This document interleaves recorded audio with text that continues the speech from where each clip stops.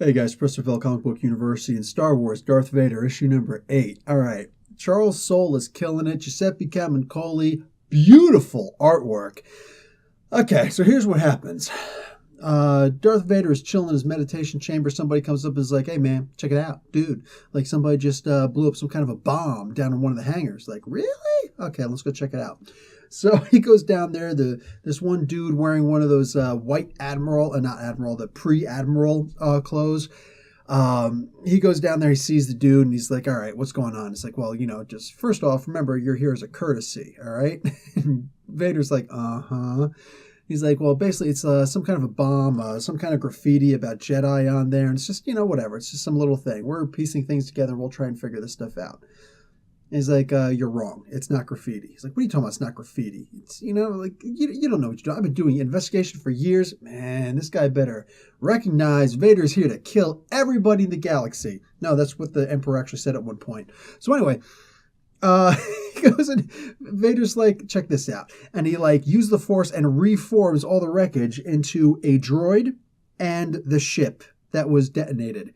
And it was a Jedi starfighter.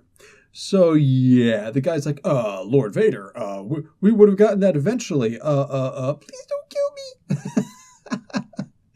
And Vader's like, yeah, I want you to investigate every single level of this area. This is on Coruscant, by the way. Investigate every single level of the building except the Jedi Temple. Dude's like, but if a Jedi's here, that's the most likely place they'll be. Someone should investigate. Vader's like, someone will. Now, we know from the previous issue, this is actually Jocasta Nu. So, she's the former librarian of the Jedi Temple. So she goes in there, and it's funny. She's going in there to try and get a memory chip that actually has all of the children's names on it who are Force sensitive, who they haven't reached yet.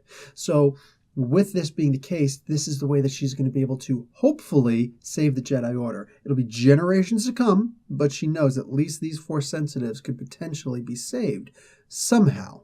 Anyway, so she goes through and she sees the Grand Inquisitor sitting down there of the Sith Order. He's sitting down there thumbing through books and throwing them after the conversation from the previous issue. That was great. And she's like, nope, ignore it. But on the way out, she can't help herself.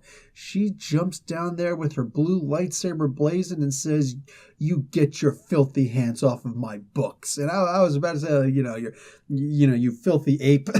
That's what it reminded me of, like a Charlton Heston moment. This was great. This has got to be one of the best issues in this series so far. And we're talking about only 8. This was great. There was a lot of depth in here, a lot of character development, and we got to see more of how Vader is developing as an evil Sith Lord. Dude, I'm just going to give this comic book an A-. This was so good. I didn't need to see...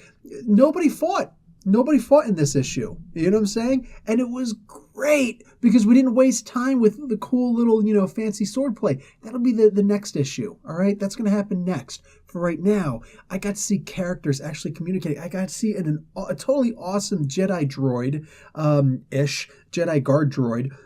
And the conversation that he had with Jocasta was just incredible. And all the things that she's going for, all the things that she could go for inside this hidden archive, she only goes for this little memory chip. There were some Jedi and Sith holocrons in there. I'm just saying, what was in there, man?